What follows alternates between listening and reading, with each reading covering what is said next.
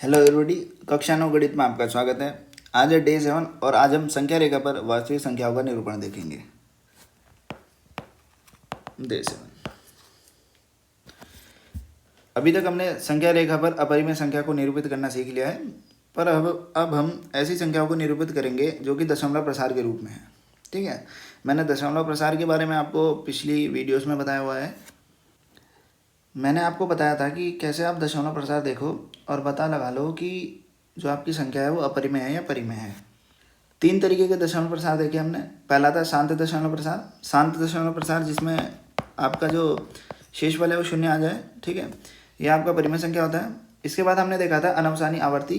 ठीक है, अनवसानी आवर्ती में पहली बात आपका जो नंबर है, जो दशमलव प्रसार है वो आपका अनलिमिटेड टाइम तक चलता रहता है, मतलब कभी ख़त्म नहीं होता।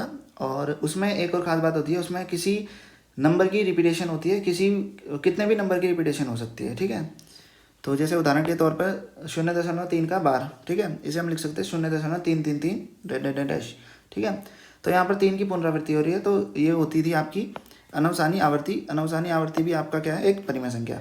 इसके पश्चात हमने देखा था अनवसानी अनावर्ती। अनवसानी अनावर्ती जिसमें आपका मैंने बताया था एक टाइप का पैटर्न फॉलो हो रहा था, जो आपकी अपरिमेय संख्या हो रही थी और जिसमें भी आपका जो दशमलव प्रसार था वो अंत नहीं हो रहा था, और लेकिन उसमें किसी भी नंबर की रिपीटेशन अनलिमिटेड टाइम तक नहीं हो रही थी। ठीक है, उदाहरण के तौर पर अगर मैं लिखूँ 0.10111110, ये देखो चलता जा रहा है। ठीक है, यहाँ पर देख रहे हो आप एक पैटर्न फॉलो हो रहा है। पहले 1 था यहाँ पे, फिर ये 2 हो गए। ठीक है, जरूरी नहीं कि पैटर्न फॉलो हो, बस आपको ये ध्यान रखना है कि जो नंबर है वो अनलिमिटेड टाइम तक चलेगा और जो आपका दशमलव प्रसार है, मतलब जो दशमलव प्रसार है वो आपका अनलिमिटेड टाइम तक चलेगा, डैश चलता रहेगा और किसी भी नंबर की रिपीटेशन अनलिमिटेड टाइम तक नहीं होगी। जैसे कोई 3 का बार नहीं आएगा, कोई 1 का बार नहीं आएगा, कोई 4 का बार नहीं आएगा यहाँ पे। ठीक है, तो ये हो जाएगा आपकी अपरिमेय संख्या। तो 3 प्रकार के दशमलव प्रसार थे। अब हम संख्या रेखा पर निरूपण देखेंगे इन्हीं दशमलव प्रसार का। ठीक है, पहले हम वो विधि देख लेते हैं, उसका नाम क्या है जिससे हम ये करेंगे। ठीक है, दशमलव प्रसार का निरूपण संख्या रेखा पर। उस विधि को बोलते हैं, ये जो पूरा प्रक्रम होता है इसे बोलते हैं हम सबसे पहले उत्तरोत्तर आवर्धन प्रक्रम, प्रोसेस ऑफ सक्सेसिव मैग्निफिकेशन। ठीक है, आपको बस ये याद रखना है। ठीक है, उत्तरोत्तर आवर्धन प्रक्रम। ठीक है, अब उदाहरण देखते हैं। सबसे पहले उदाहरण जो इसमें दे रखा है किताब में, तो यहाँ पर दे रखा है कि मान लीजिए हम संख्या रेखा पर 2.665 को निरूपित करना चाहते हैं, तो हम इसे कैसे करेंगे। तो मैं आपको बताता हूँ। सबसे पहले आप इसे देख लो, ये परिमेय संख्या है। परिमेय संख्या क्यों है, क्योंकि इसका दशमलव प्रसार है वो शांत है। ठीक है, इसे आप P/Q के रूप में लिख सकते हो। सबसे पहला स्टेप, आपने जैसे दशमलव प्रसार को देखा तो आपको इतना अनुमान तो लग ही जाएगा कि ये किन किन के बीच है। तो यहाँ पे हमें पता चला कि ये 2 और 3 के बीच है, 2 व 3 के बीच है। ठीक है, तो हम एक संख्या रेखा बनाएंगे जिस पर वही आम संख्या होंगी, मतलब 0, 1, 2, 3 या -1 या -2 ऐसे चलता जाएगा। ठीक है, जैसे यहाँ पे बना हुआ है। तो यहाँ पे 2 और 3 के बीच है, तो हम 2 और 3 को और बड़ा कर लेंगे। ठीक है, इसमें लिखा नहीं उत्तरोत्तर, क्या था, उत्तरोत्तर आवर्धन प्रक्रम, मतलब उत्तरोत्तर मतलब सक्सेसिव मैग्निफिकेशन, मतलब आपको जैसे जैसे पता चल गया है इन 2 के बीच है, उन्हें और आवर्धित कर लो, उन्हें और मैग्नीफाई कर लो, उन्हें और बड़ा कर लो। ठीक है, उत्तरोत्तर आवर्धन प्रक्रम, याद रखना है इसका नाम। ठीक है, तो ये आपको पता चल गया 2 और 3 के बीच है, आपने इन्हें क्या कर लिया, मैग्नीफाई किया। अब जो 2 और 3 के बीच है, 2 और 3 के बीच आपको पता है 2 व 3 क्या है, आपकी परिमेय संख्या है, क्योंकि इन्हें हम 2/1 और 3/1 के रूप में लिख सकते हैं। ठीक है, तो परिमेय संख्या है। मैंने आपको बताया था कि इन्हीं 2 परिमेय संख्याओं के बीच अपरिमित रूप से अनेक परिमेय संख्या होती है। ठीक है, या अनेक वास्तविक संख्याएं होती है। अपरिमित रूप से अनेक वास्तविक संख्याएं होती है, आप ऐसा भी कह सकते हो। तो जो 2 और 3 के बीच होंगी संख्या, वो कैसे रूप में होंगी, 2.1, 2.2, 2.3, 2.4 ऐसे करके होंगी। ठीक है, जैसे यहाँ पे लिखी हुई है। ठीक है, अब आपको देखना है जो आपका प्रश्न था 2.665, अब आपको इसको दशमलव के एक स्थान तक देखना है। तो क्या मिलेगा आपको, इसे हटा दो एक टाइम के लिए, तो आपको मिलेगा 2.6। ठीक है, अब आपको पता चल रहा है 6 के बाद 665 और है, तो मतलब ये 2.6 से तो बड़ा है। ठीक है, तो मतलब ये किस किस के बीच होगा, 2.6 और 2.7 के बीच होगा। इतना कॉमन सेंस आपको लगाना पड़ेगा। फिर आपको क्या करना है, वही उत्तरोत्तर क्या करना है, आवर्धन। ठीक है, मतलब आपने देखा कि 2.6 और 2.7 के बीच है, इन्हें और बड़ा कर लिया। ठीक है, तो 2.6 के बाद क्या आएगा, 2.61, ठीक है। ऐसे करके 6 9 तक जाएगा आपका, फिर 2.7 आ जाएगा आपका, ठीक है। तो फिर आपने देखा, ये लिख दिया आपने 2.61, 2.62, 2.63 ऐसे लिख लिया। फिर आपका प्रश्न क्या था, 2.665, इसको निरूपित करना था। तो आपने दशमलव के 2 अंक के तक देखना है, तो इसको हटाओ, ठीक है। तो आपने देखा 2.66, तो उसके आगे 5 भी था, इसका मतलब 2.66 से तो बड़ा है, 2.66 से तो बड़ा है। तो इसका मतलब क्या होगा, ये 2.66 और 2.67 के बीच होगा, मतलब इन दोनों के बीच होगा। तो वही फिर आपने क्या करना है, आवर्धित करना है ना। आपने आवर्धित किया ना, फिर क्या बनेगा, 2.661, 2.662, 2.663, ठीक है। ऐसे करके मिल जाएगा। और आपका प्रश्न था 2.665 को निरूपित करना, तो आपको मिल जाएगा आंसर 2.665, ठीक है। आपने संख्या रेखा पर निरूपित कर दिया। आई होप आप समझ गए होंगे, ठीक है। तो ये जो आपकी पूरी प्रोसेस थी, इसे बोलते हैं उत्तरोत्तर आवर्धन प्रक्रम, प्रोसेस ऑफ सक्सेसिव मैग्निफिकेशन, ठीक है। आपने क्या करा, मैग्नीफाइंग ग्लास का यूज़ करके आपने मतलब उसे और आवर्धित कर दिया, बड़ा कर दिया आपने, उसके अंदर और डीप चले गए, ठीक है। 2 नंबर थे, उनके अंदर डीप चले गए, और डीप चले गए।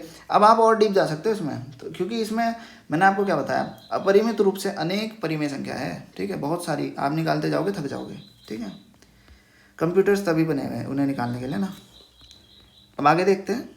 तो ये आपका जो दशमलव प्रसार था वो शांत था, लिखा हुआ है इसमें शांत दशमलव प्रसार। आप ऐसे अशांत का भी निकाल सकते हो, कोई दिक्कत नहीं है, अशांत नहीं होता, मतलब अनवसानी आवर्ती का भी निकाल सकते हो, जैसे यहाँ पे लिखा हुआ है कि संख्या रेखा पर 5 दशमलव स्थानों तक, अर्थात 5.37777, ठीक है, तक इसको निरूपित करना है। 5.37 का बार, केवल 7 का बार है, दशमलव के 5 स्थानों तक करना है, ठीक है। तो 5.377777, मतलब आपको इन्हें आपको क्या करना है, संख्या रेखा पर निरूपित करना है। तो मैंने आपको क्या बताया, सबसे पहला स्टेप, आपने नंबर देखा, आपको पता चल गया 5 से बड़ा है और 6 से छोटा है। तो सबसे पहले आपको एक संख्या रेखा खींचनी है जिसमें आम होंगे 0 1 2 3 -1 -2, ठीक है। 5 और 6 के बीच आपने क्या करना है, वही आवर्धित करना उसे, ठीक है, मैग्नीफाइंग करना है। जब आप आवर्धित करोगे तो आपको ये मिलेगा। इन्होंने एक स्टेप थोड़ी घटा रखी है, कोई बात नहीं, ठीक है, बुक में। तो 5 और 6 के बीच आपने जब आवर्धन किया तो आपको क्या मिलेगा, 5.1, 5.2, 3 4 ऐसे करके मिलता जाएगा, ठीक है। तो आपको क्या करना है, अब दशमलव के प्रश्न में जाओ, दशमलव के एक स्थान तक देखो क्या है, और बाकी सबको मिटाओ। तो आपको मिला 5.3, और आगे भी है इसके साथ साथ साथ, इसका मतलब 5.3 से तो बड़ा है, कॉमन सेंस, ठीक है, और 5.4 से छोटा है। तो हम क्या करेंगे, 5.3 और 4 को पकड़ लेंगे, उन्हें फिर आवर्धित कर देंगे और बड़ा कर देंगे हमें। फिर क्या मिलेगा, 5.31, 32, 33 ऐसे करके मिलेगा। फिर आपको दशमलव के 2 स्थान तक देखना है, आपको क्या मिलेगा, 5.37 और आगे 777 था। तो इससे पता चला कि ये जो 5.37 और 5.38 के बीच होगा, ठीक है। आपने वही किया, फिर ऐसे करके आपको ये आवर्धित करते जाना है जब तक आपको उत्तर ना मिल जाए। आपको अंत में उत्तर अवश्य मिल जाएगा 5.3777, ठीक है। मुझे लगता नहीं कोई समस्या होगी, ये सबसे इजी आपकी प्रश्नावली है, ठीक है। इसकी प्रश्नावली भी काफ़ी आसान होगी, इसमें मुझे लगता नहीं कोई समस्या होगी। अगर आपको तब भी कोई समस्या आती है तो टेलीग्राम पे पूछ लीजिएगा। अब हम ये डायरेक्ट चलते हैं इस पर, ठीक है। तो अब ये कह रहा है कि उत्तरोत्तर आवर्धन करके संख्या रेखा पर 3.765 को निरूपित कीजिए या को देखिए, ठीक है। मुझे लगता नहीं आप इसमें कोई दिक्कत होगी आपको, ठीक है। कोई दिक्कत हो पूछ लेना, मैं तब भी आपको थोड़ा सा बता देता हूँ। नोट्स पे चलते हैं। 3.765, तो आपको क्या करना है, सबसे पहला स्टेप, आपने नंबर देखा तो आपको पता चल गया ये 3 से तो बड़ा है पर 4 से छोटा है, ठीक है। तो आपने क्या करा, एक संख्या रेखा खींची, 0 1 2 3 4 माइनस माइनस माइनस माइनस, ठीक है। फिर आपने क्या करा, इन दो को विजुलाइज किया, मतलब इन दो को और आवर्धित कर दिया और बड़ा कर दिया। तो जब आप बड़ा कर दोगे तो ऐसे कुछ हो जाएगा, ठीक है। फिर एक संख्या रेखा खींच दी, यहाँ पे लिख दिया 3, यहाँ पे लिख दिया 4 आपने, ठीक है। तो फिर वही यहाँ पर जाए 3.1, 3.2, 3.3, 3.4 ऐसे करके यहाँ तक 3.9 तक आएगा, ठीक है। मैं थोड़ा इसमें जगह नहीं बची तो मैं 3.9 तक आएगा ऐसे करके। तो आपको क्या देखना था, 3.7, 3.8, ठीक है। आपको दशमलव के एक स्थान तक देखना है, ठीक है। तो दशमलव का एक स्थान मतलब 3.7, तो इसका मतलब आगे भी कुछ नंबर है 3.765 है ना, तो मतलब 3.7 से तो बड़ा है, 3.8 से छोटा है। तो आप लोगों को इन दो को पकड़ना है, इन्हें फिर आवर्धित करना है वही, ठीक है, आवर्धित करना। यहाँ पे आ जाएगा 3.7, 3.8, फिर वही संख्या रेखा बनेगी आपकी 3.71, 3.72, 3 ऐसे करके आएगा। फिर आपको क्या देखना है, 7-6 तक देखना है, तो यहाँ पे कहीं मिल जाएगा आपको 3.76, 3.77। अब 7-6 और 7-7 के बीच ही होगा ये। फिर इसे और आवर्धित कर दो, ठीक है, और फिर वही संख्या रेखा आपने बना दो। 3.76 इधर रखो, 3.77 इधर रखो, फिर वही 3.761, 3.762, ऐसे करके आपको 3.765 मिल जाएगा संख्या रेखा पर। मुझे लगता नहीं कोई समस्या होगी, ये तो बहुत ख़त्म क्वेश्चन है, ऐसे क्वेश्चन, ठीक है, मुझे लगता नहीं कोई समस्या होगी आपको, ठीक है। तो बेकार था ये, क्या था, कुछ भी नहीं था इसमें, ठीक है। अब आगे देखते हैं, अगला प्रश्न कह रहा है कि जो आपका 4.26 का बार है, इसे दशमलव के 4 स्थानों तक निरूपित कीजिए। लगता नहीं कोई समस्या होने वाली है। दशमलव के 4 स्थानों का मतलब क्या हुआ, 4.2626। आपको केवल इतने को संख्या रेखा पर निरूपित करना है, ठीक है, हो जाएगा, मुझे लगता नहीं कोई दिक्कत होगी। क्या करना होगा, सबसे पहले नंबर देखा, साफ पता चला 4 और 5 के बीच है, एक संख्या रेखा बना दी, ठीक है, 4 और 5 था, ठीक है, उसे विजुलाइज कर दिया, उसे और बड़ा कर दिया, ठीक है। फिर 4 इधर आ जाएगा, 5 इधर, फिर वही 4.1, 4.2, 4.3 करके आएगा। फिर 4 हमें दशमलव के एक स्थान तक देखना, क्या मिला, 4.2, मतलब 4.2 और 4.3 के बीच है, ठीक है। फिर इन्हें बड़ा किया, 4.21 मिलेगा, फिर कहीं पे 4.26 मिलेगा हमें, मिलेगा नहीं आगे, जब 4.2122, ठीक है, 2.6 आगे मिल जाएगा। फिर 0.2 स्थान तक देखा, 2.6 मतलब 4.26 और 4.27 के बीच का ये कर लोगे इसे, मुझे लगता नहीं कोई समस्या होगी। अगर आपको इस एक्सरसाइज में कोई प्रॉब्लम है तो पूछ लेना, मैंने आपको एक ही उदाहरण काफ़ी था इसके लिए, मुझे लगता नहीं और समझाने की ज़रूरत है, ठीक है, एक ही काफ़ी था। आशा करता हूँ आपको समझ आया हो, अगर कोई दिक्कत हो तो पूछ लेना टेलीग्राम पर। वीडियो देखने के लिए धन्यवाद। अब हम अगले डे में देखेंगे, आता डे 7 आपका।